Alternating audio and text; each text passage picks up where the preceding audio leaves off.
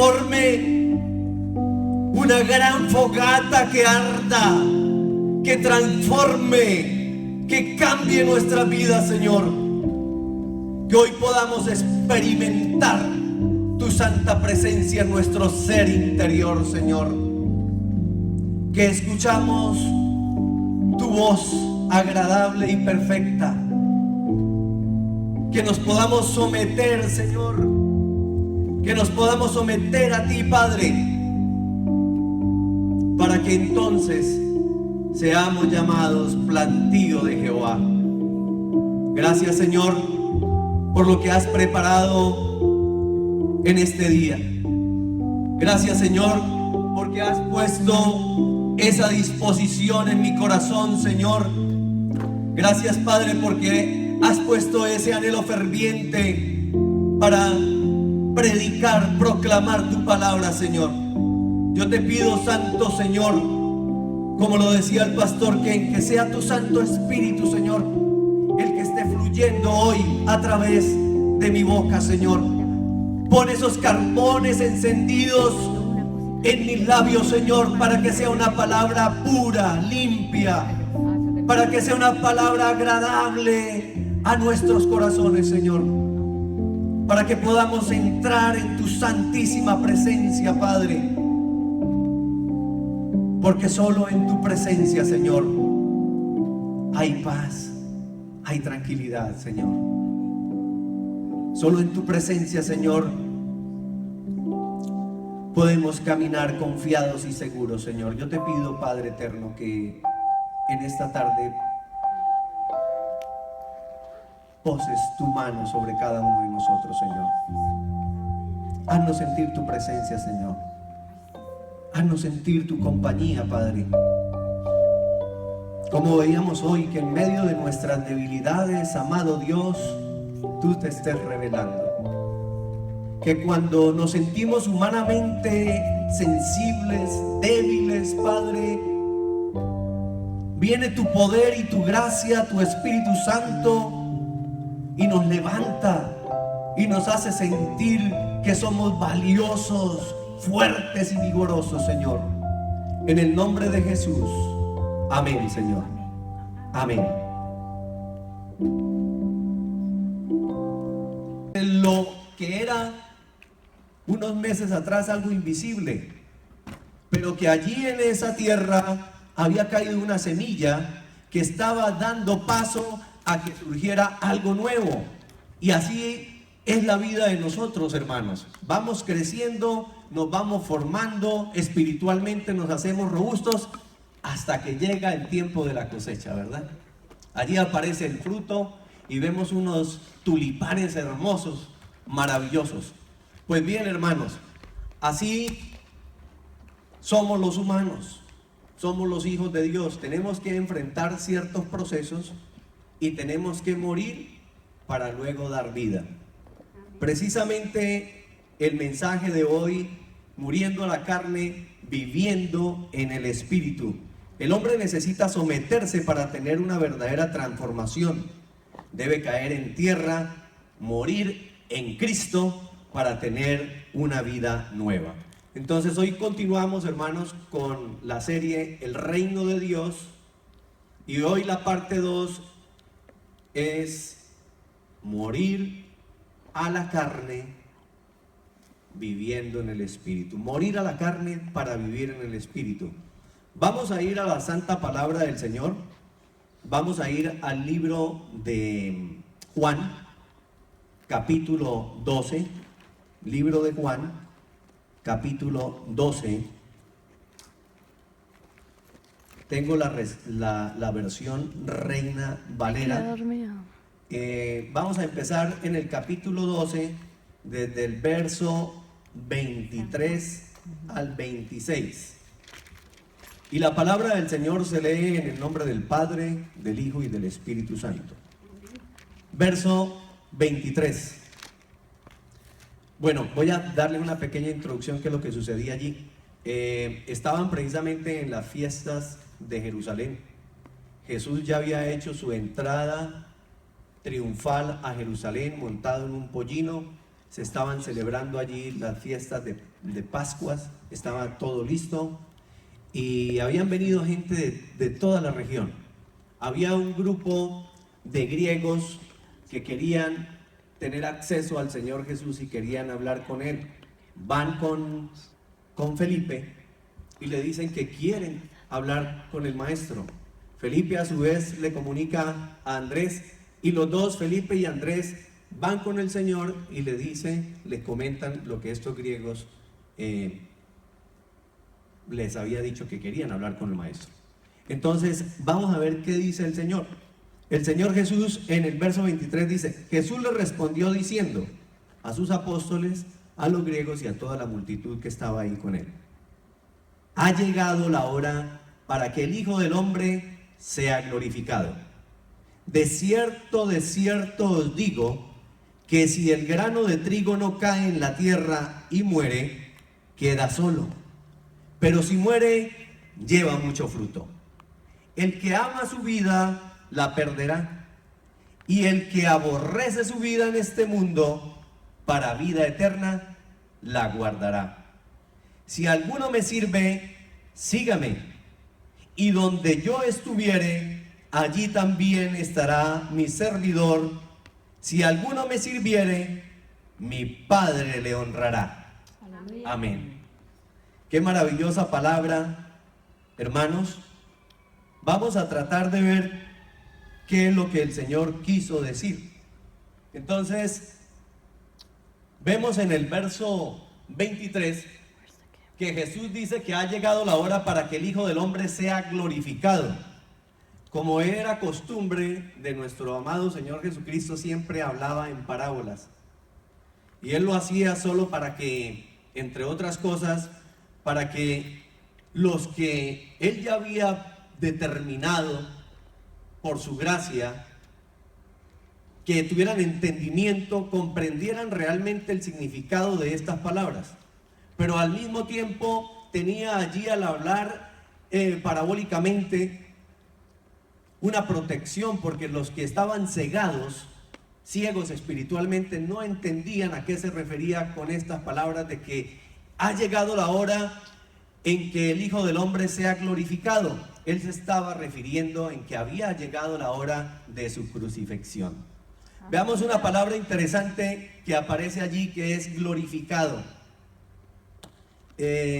Glorificado, ¿qué quiere decir glorificado? Glorificado en términos bíblicos quiere decir transformado, transformación. Y allí llegamos al primer punto del mensaje, que es transformados. ¿Cómo tenía que ser el Señor Jesucristo transformado? Él lo dice, que era necesario que Él muriera para que su cuerpo carnal, su cuerpo terrenal, sea glorificado, es decir, sea transformado a la gloria, porque este cuerpo terrenal nuestro no es compatible en esa atmósfera de lo divino. Tiene que haber una transformación. Entonces, el Señor allí nos está indicando, nos está enseñando a nosotros que el hombre, al igual que Él, tiene que sufrir, digámoslo así, una metamorfosis, una transformación. Veíamos las imágenes que les presenté hace un momento de la semilla que cayó en tierra, se soltó, cayó y murió para dar vida, y luego esa semilla tuvo una transformación, como empezaron a salir allí unos brotes, después la planta crece y empieza a dar fruto. Pues así es precisamente en el campo espiritual, hermanos. Tenemos que ser transformados, pero ¿transformados en quién? ¿O transformados para quién? ¿O transformados para qué? Sí, Señor.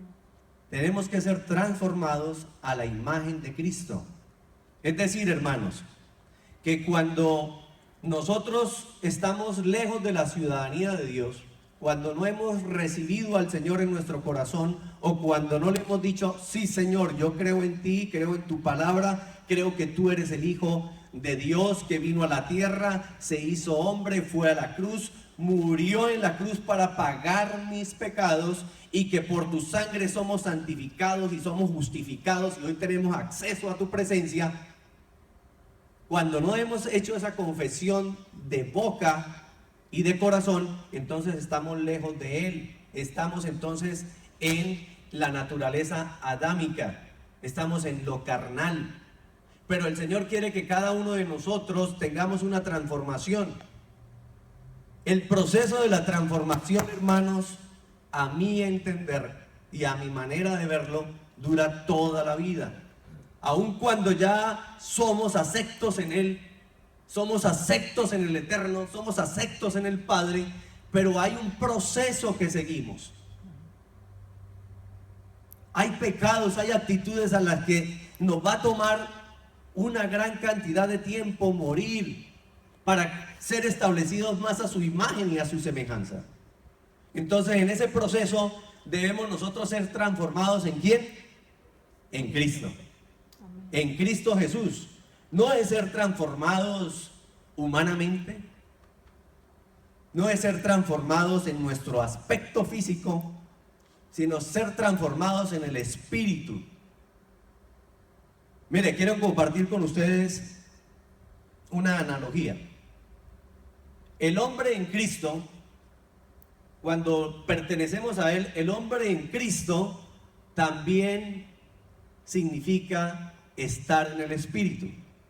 Si estamos en Cristo, estamos en el espíritu. ¿Qué sería lo opuesto de estar en Cristo, de no estar en Cristo?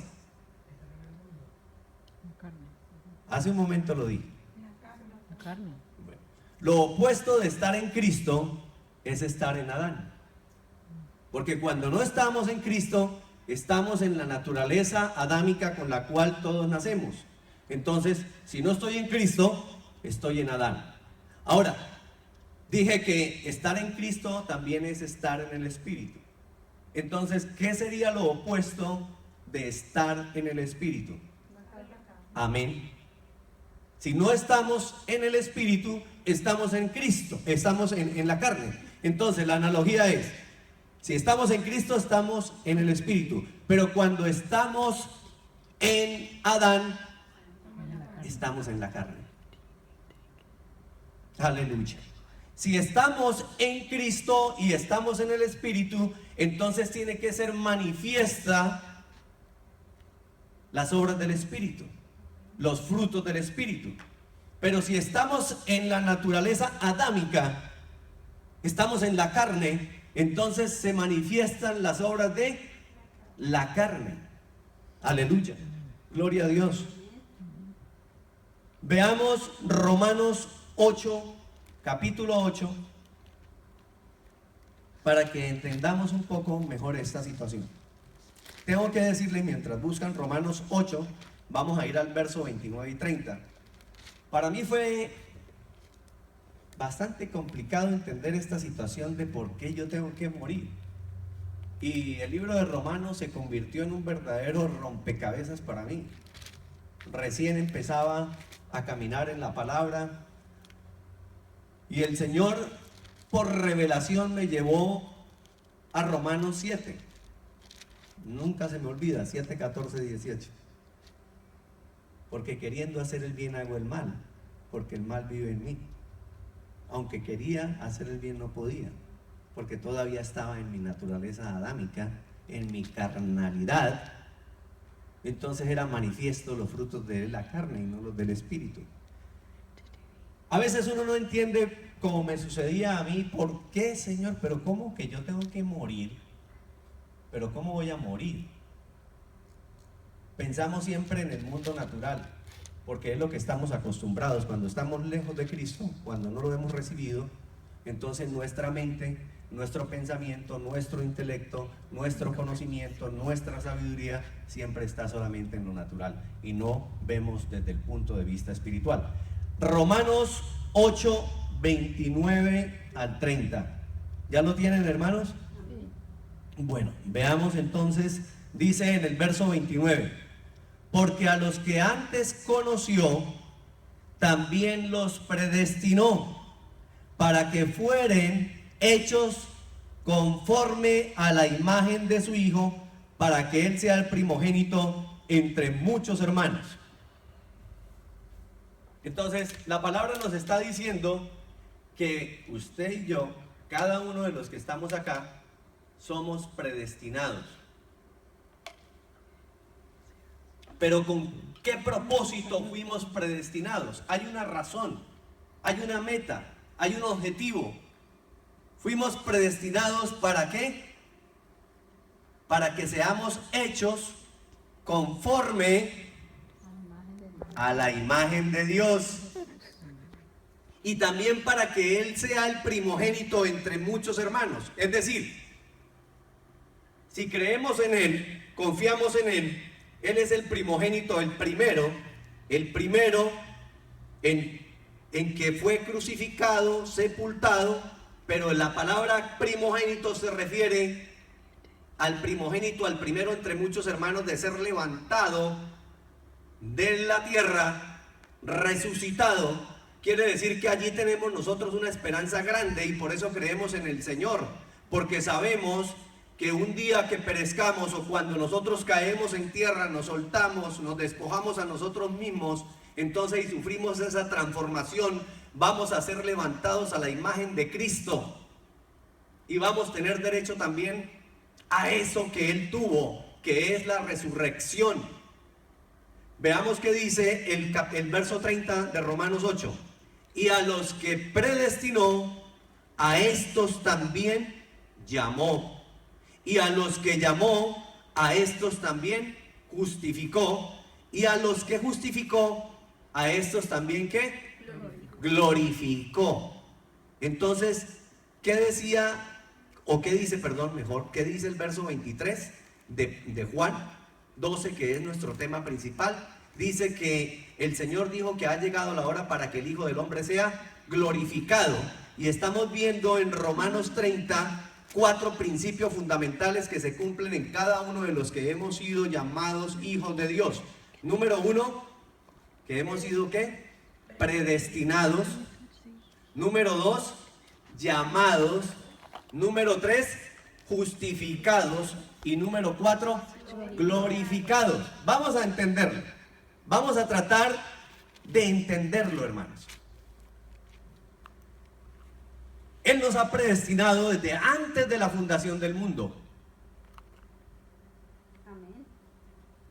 ¿Para qué nos predestinó? Para llamarnos. Nos predestinó desde antes de estar aquí en la tierra.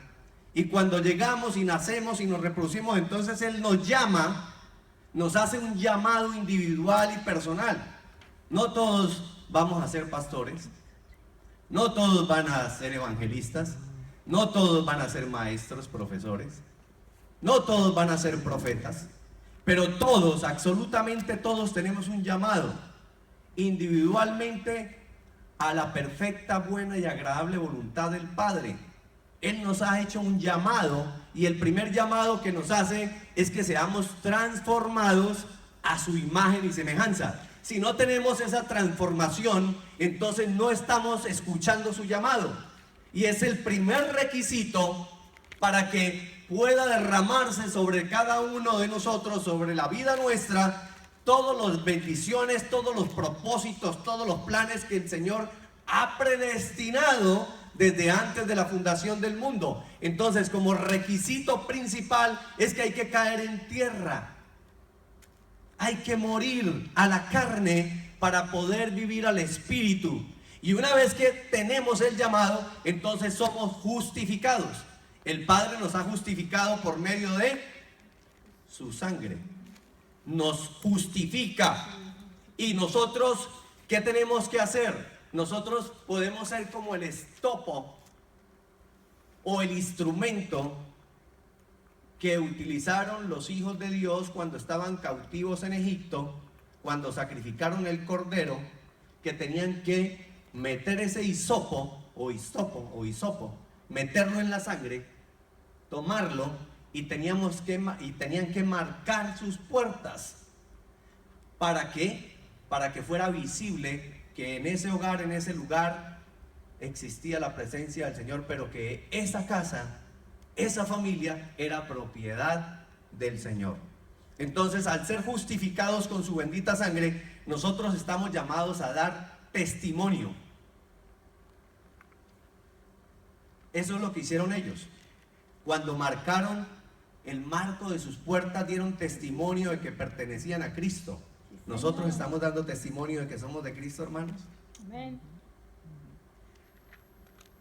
No solamente basta tener la unción, la presencia del Espíritu, tener el conocimiento, el entendimiento de su palabra, sino que el Señor nos ha dicho que somos justificados, tenemos que dar testimonio. Y ese testimonio no lo damos cuando hablamos muy bien, sino lo damos de acuerdo a nuestras acciones. Lo que hablamos, pero también tiene que ir acompañado de lo que hacemos.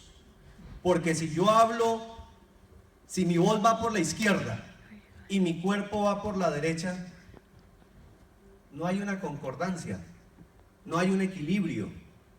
Entonces tenemos que dar testimonio. Entonces, si hemos sido predestinados, hemos sido llamados, hemos sido justificados, es con un propósito. Y ese propósito es que el Padre nos va a glorificar igual que al Señor Jesucristo. Nos va a transformar, nos va a cambiar. Amén. Amén. Vamos a continuar entonces con el verso 24. El 24 dice: de cierto os digo, que si el grano de trigo no cae en la tierra y muere, queda solo, pero si muere, lleva mucho fruto. Entonces, ¿qué nos está diciendo la palabra? Que el grano de trigo tiene que ¿qué? Tiene que caer y tiene que morir. Vamos al segundo punto del mensaje. Yo lo tengo acá más extenso, allí traté de simplificarlo. Segundo punto del mensaje. Entonces, en el segundo punto del mensaje, el hombre en Cristo, también ya lo vimos que también es estar en el Espíritu. Entonces, el segundo punto es morir a las cosas temporales que me ofrece el mundo para tener la vida eterna. Antes de entrar en esa parte, quisiera que analizáramos algo muy importante de lo que está diciendo nuestro Señor Jesús en el verso 24. En el verso 24 dice el Señor: de cierto os digo. Cada vez que el Señor usaba este par de palabras para referirse a algo, hace sentido de que lo que Él va a decir es muy importante. Pero habrán notado ustedes, hermanos, que en algún lugar y en algunas partes solo dice: de cierto os digo, y en otras dice: de cierto os digo. Es decir, que aquí lo está utilizando por partida doble. Entonces el Señor está diciendo que no solamente es muy importante, sino que es supremamente importante, súper importante lo que Él está diciendo. Y Él está diciendo allí que el grano debe caer en tierra para que muera, porque si no, queda solo, pero que si muere, lleva mucho fruto. Y a veces, hermanos, nosotros mantenemos luchando en nuestra carnalidad, en nuestras fuerzas, con nuestra energía, porque todavía pensamos equivocadamente que llevar el fruto es a través de lo que yo puedo hacer, de la manera en que yo me prepare y me capacite y tenga el conocimiento, es lo que va a reflejar el fruto de lo que yo soy. Pero es un gran error, hermanos. Es la presencia del Santo Espíritu de Dios que viene y me capacita y me empodera para que fluya mucho fruto. Pero para eso es necesario morir a la carne, morir en Cristo, para que entonces venga su santa presencia y nosotros seamos llenos de mucho fruto. Yo pregunto, porque esta palabra en lo personal me cuestionó, y espero que a ustedes también, hermanos. y que aún hoy lo siga haciendo en mi vida y mañana también. ¿A qué debemos morir?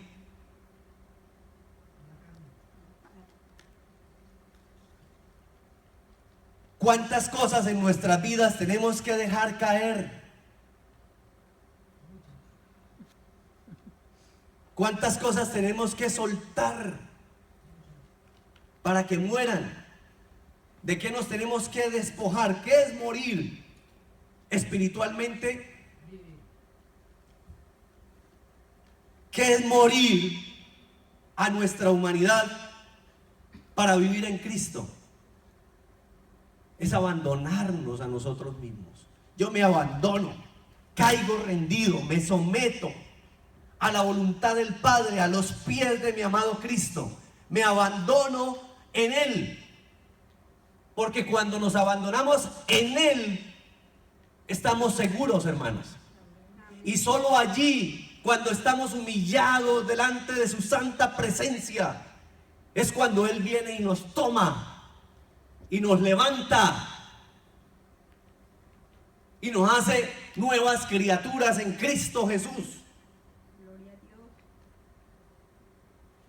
Toda la palabra es en Cristo. El Antiguo Testamento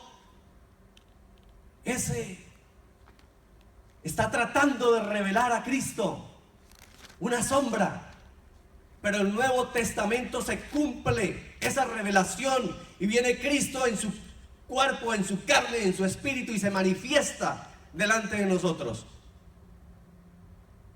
¿Por qué tengo que morir?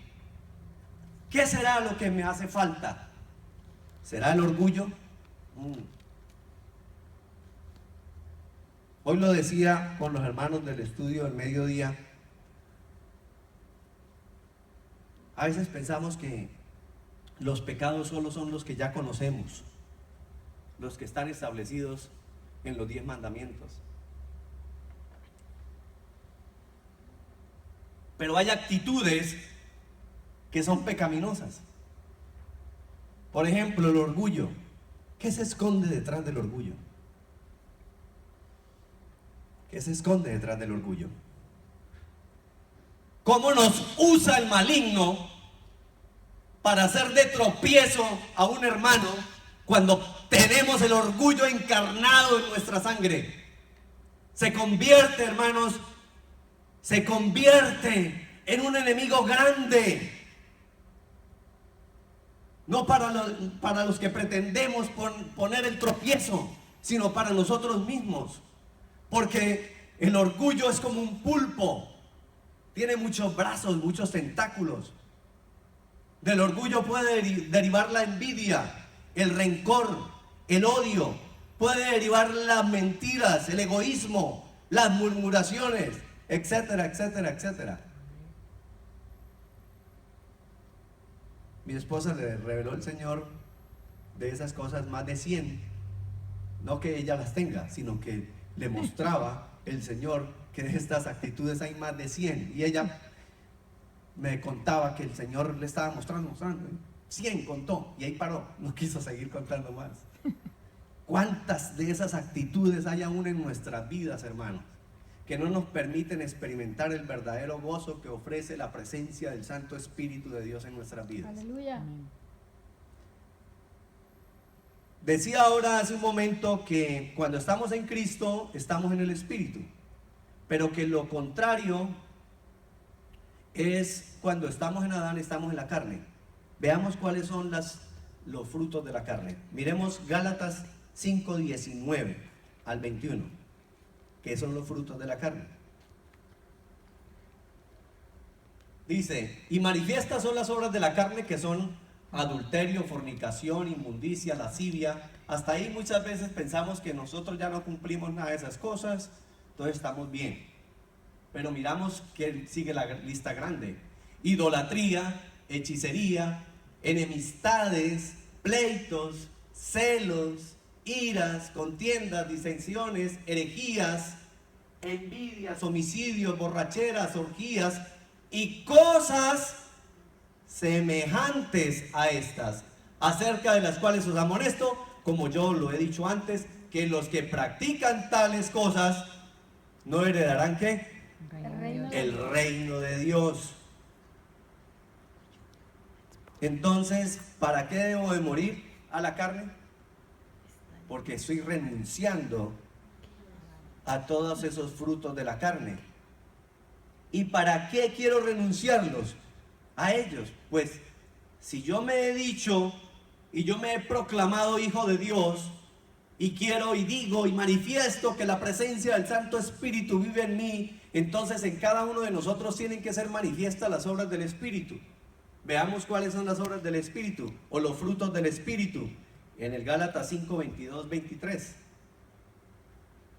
que deberíamos de saberlas de memoria, ¿verdad? Sí, Señor. Amor, gozo, paciencia, paz, benignidad, fe, confianza, mansedumbre. Vamos a leer.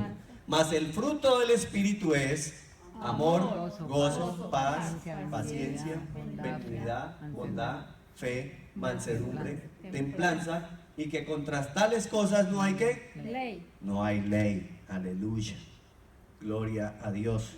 Entonces, aquí tenemos de una forma clara visto cuál es el segundo punto.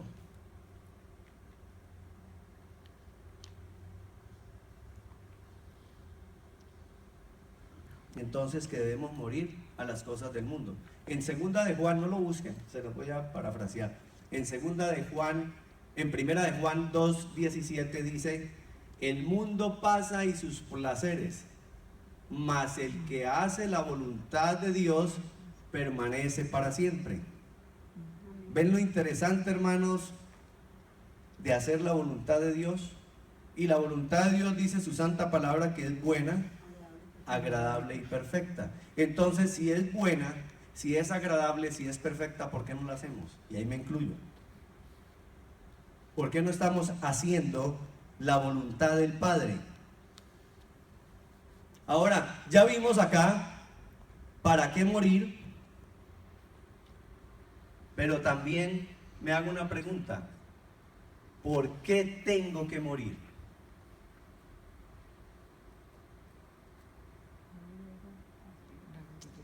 Miren, hermanos, no lo entendía. Una vez, lo digo como testimonio, audiblemente el Señor, la segunda vez que me habló audiblemente, me dijo: porque los que son de Cristo han crucificado sus pasiones y deseos con la carne. Porque los que son de Cristo, es decir, porque los que son, quiere decir que nos está hablando a los que ya somos sus hijos.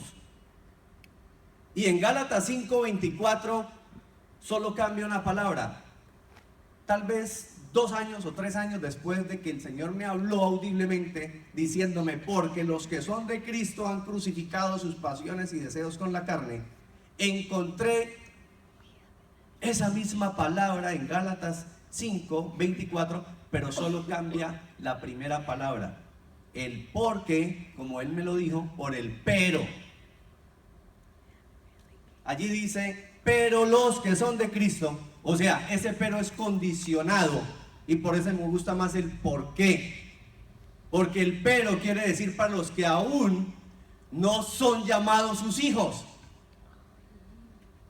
Entonces, si ese pero es para los que están fuera del reino de Dios y todos nosotros ya estamos dentro del reino de Dios, ¿por qué no hemos crucificado entonces juntamente con Él nuestras pasiones y deseos?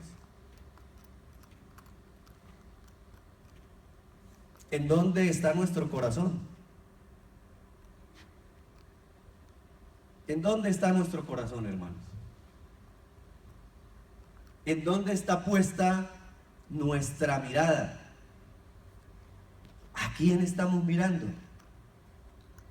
¿Acaso somos como la mujer de Lot, que todavía tenía los ojos puestos en el mundo?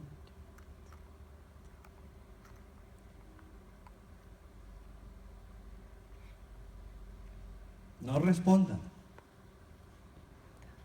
Espero que el Señor nos siga contristando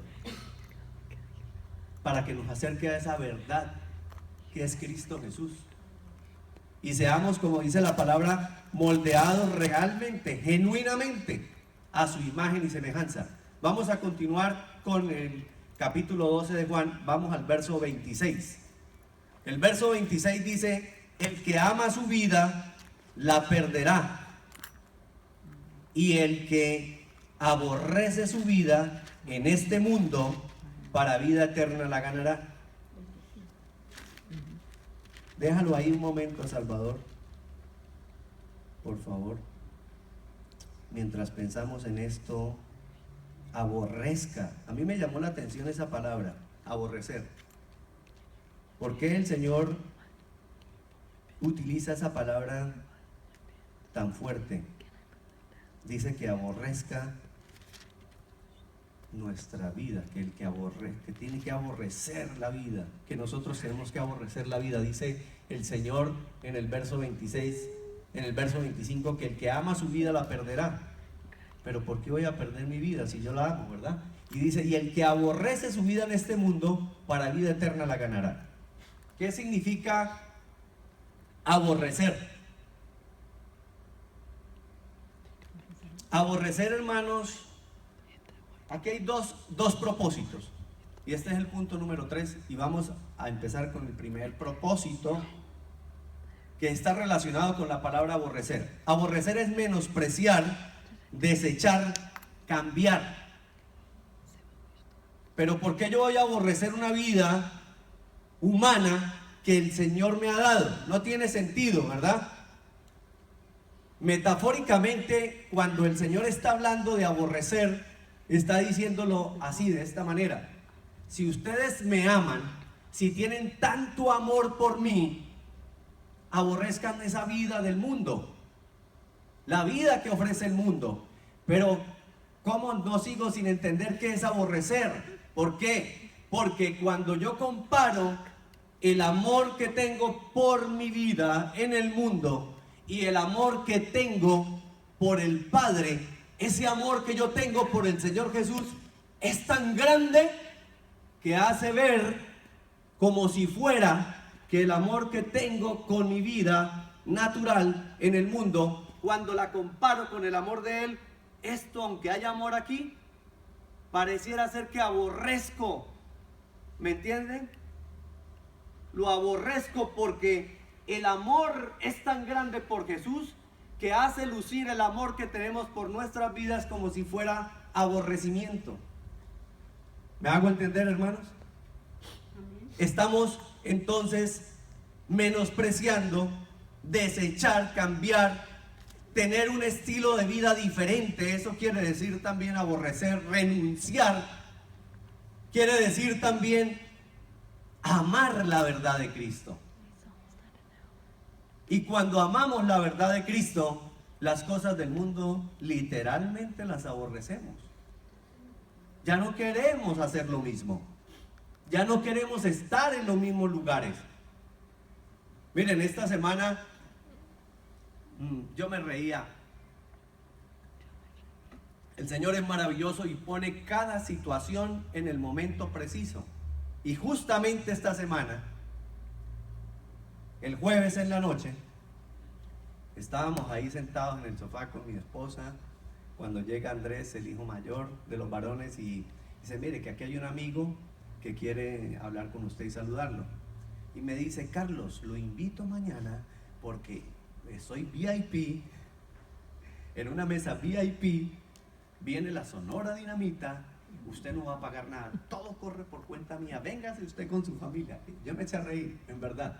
Solo le dije gracias, gracias, no le dije no, tampoco le dije sí, le dije gracias, mañana hablamos, porque sentí que no quería tampoco ofender sus sentimientos y consideré que no era importante ni relevante decirle no. Pero lo traigo a colación, hermanos, porque como si hace 10 años atrás me hubieran dicho eso, yo saltaba de ahí de eso, ya está listo, vamos. Pero cómo empieza uno a menospreciar las cosas que antes eran agradables, ahora las menospreciamos, las desechamos. no las queremos, porque está prevaleciendo la verdad de Cristo y nuestros ojos están enfocados en Cristo. Y todo lo que yo quiero hacer es para agradar su perfecta voluntad, que además es buena, agradable y perfecta. Gloria a Dios. Aleluya. Veamos el segundo punto de estos propósitos que hay cuando aborrecemos la vida del mundo.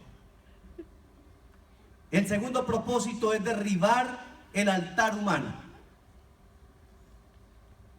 Derribar el altar humano. ¿Hay altares humanos? Claro que sí. Me di a la tarea para entenderlo un poco mejor de ir al internet y buscar en el diccionario qué quiere decir altares.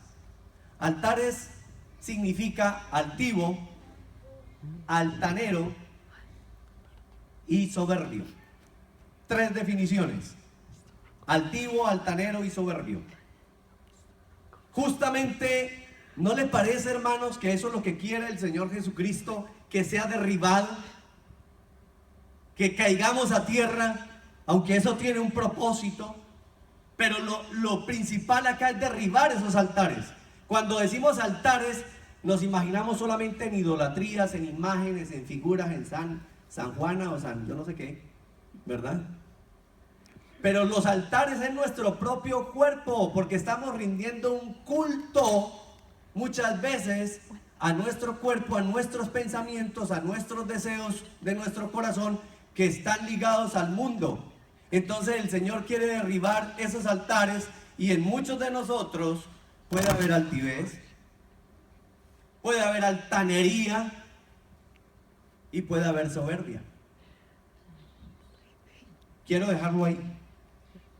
Cada uno saquemos nuestras propias conclusiones. Vamos a entender mejor este propósito. Por favor, vamos al libro de Éxodo, capítulo 20. Vamos a ir rápido. Éxodo 20, verso 22 y 24. Éxodo 20, 22 al 24.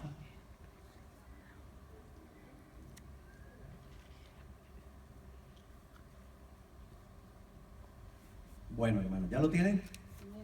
Éxodo 20 dice: y Jehová dijo a Moisés: así dirás a los hijos de Israel: vosotros habéis visto que he hablado desde el cielo con vosotros.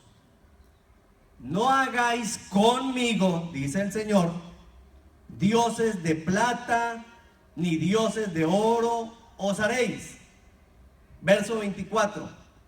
Altar de tierra harás para mí, y sacrificarás sobre él tus holocaustos y tus ofrendas de paz. Vamos a dejarlos hasta ahí. Lo que quiero enfocar es lo que dice al inicio del verso 24.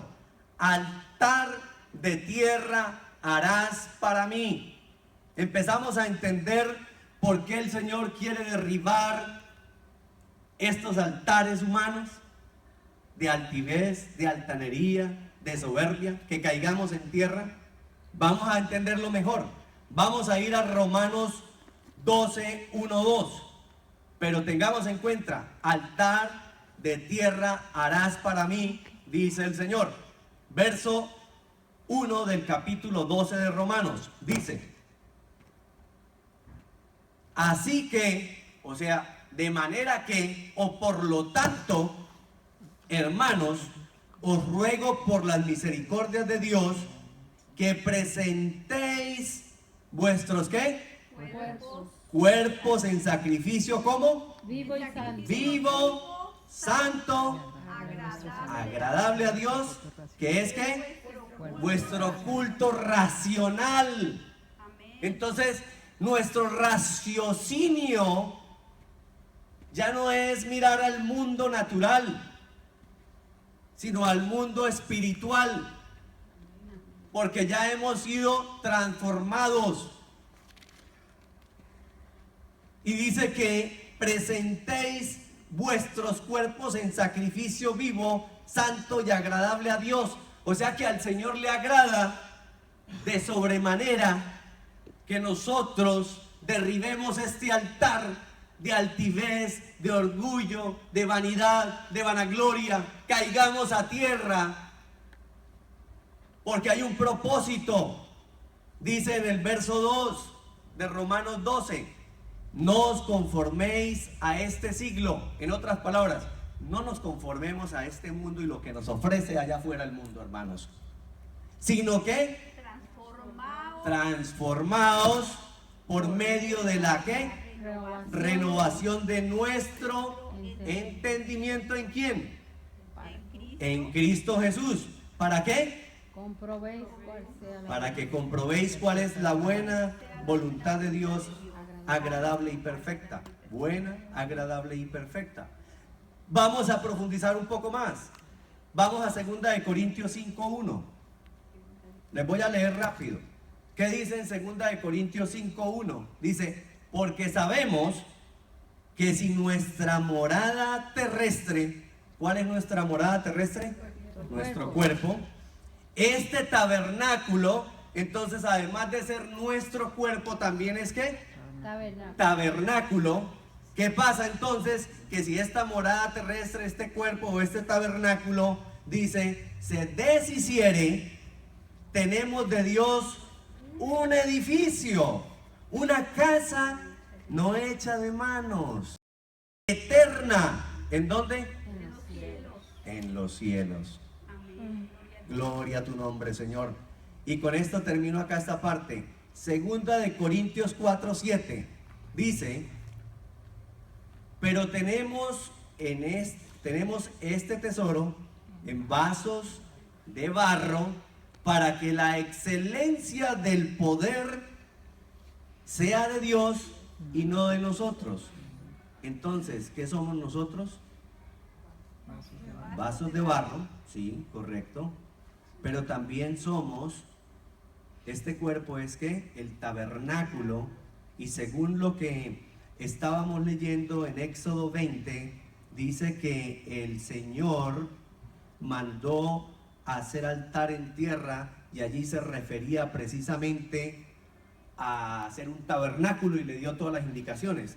Pero dice lo que acabamos de leer en su palabra, que Él no quiere que ese tabernáculo sea hecho con mano de hombre, porque quiere que la excelencia sea de Dios, y ese tabernáculo es nuestro cuerpo, y nuestro cuerpo es el que tiene que caer a tierra y morir para poder agradar al Señor, para que sean manifiestas las obras del Espíritu Santo.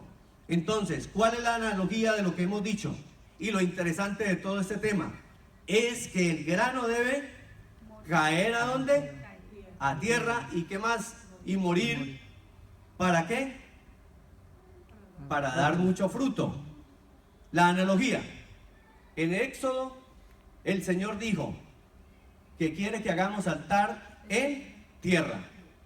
Jesús dijo, y el grano cae a tierra.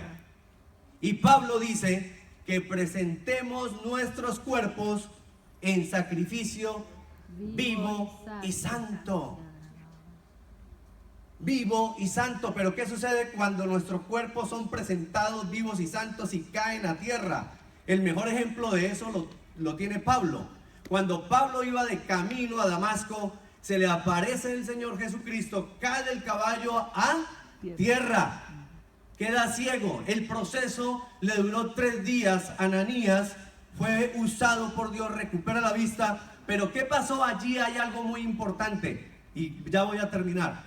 Algo muy importante: cuando él cae en tierra, es levantado. ¿Qué significa cada uno de nosotros cuando caemos a tierra?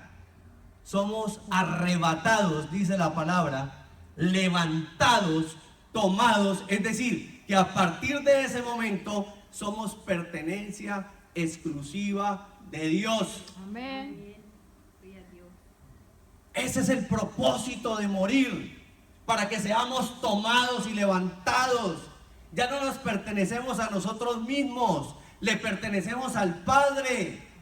Gálatas 2:20 dijo Pablo, porque ya no vivo yo, Cristo vive en mí, y lo que ahora vivo en la carne lo vivo en la fe del Hijo de Dios, el cual me amó y se entregó a sí mismo por mí.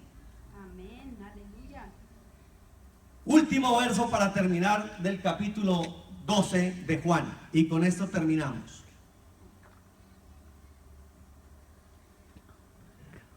En el capítulo 12 de Juan, verso 26 dice: si alguno me sirve, sígame.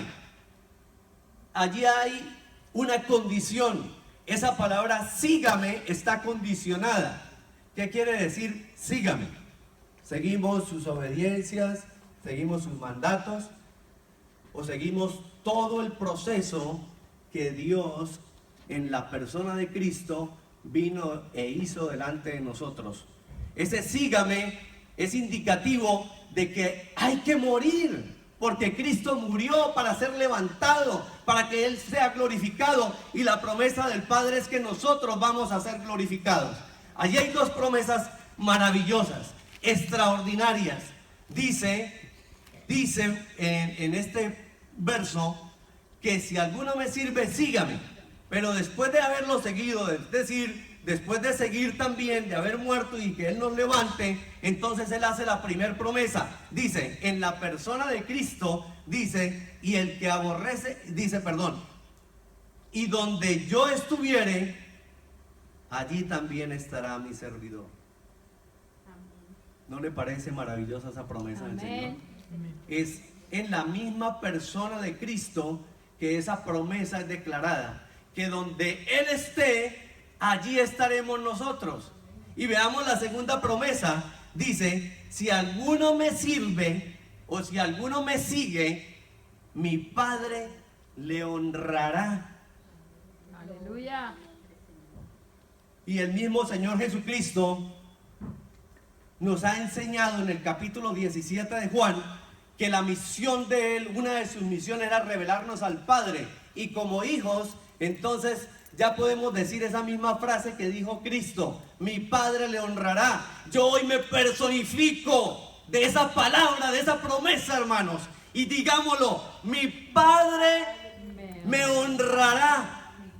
Mi Padre me honrará. Tengo derecho a llamarlo Padre. Tenemos derecho a llamarlo Padre. Padre, hónrame. ¿Y cómo nos va a honrar? Apocalipsis 3:21 está claro. Dice, al que venciere, queremos vencer, hay que morir, le daré que se siente conmigo en mi trono, así como yo he vencido y me he sentado con mi Padre en su trono. ¿No le parece extraordinariamente? Amén, Que aleluya. vamos a poder sentarnos en el trono del Padre junto a nuestro amado Señor Jesucristo? Verso 22 dice, el que tiene oídos, oiga lo que el Espíritu dice a las iglesias. ¿Quiénes son las iglesias? Cada uno de nosotros somos iglesias. Amén. Padre, gracias, Señor, por tu bendita palabra, Señor. Gracias por tu mensaje. Gracias, Señor, por redarguirnos, por convencernos de pecado, de justicia, de juicio y por guiarnos a toda verdad, Señor. Padre, queremos estar allí sentados en tu trono, Señor. Enséñanos, Padre, en nuestra intimidad de cada uno de nosotros. A partir de hoy, durante esta semana, Señor, te lo ruego, Padre amado, enséñanos, Señor, a qué debemos morir, qué actitudes, qué orgullo, qué cosas hay en nuestro corazón o aún en nuestra mente que no son agradables a ti, Señor. Te lo pido, Padre amado, en el nombre poderoso de tu amado Hijo Jesús. Que el Santo Espíritu de Dios repose sobre cada uno de nosotros, trayéndonos entendimiento, luz y mostrándonos y llevándonos a la verdad de Cristo. Amén y amén. Gracias, hermanos. El Señor les bendiga. Amén.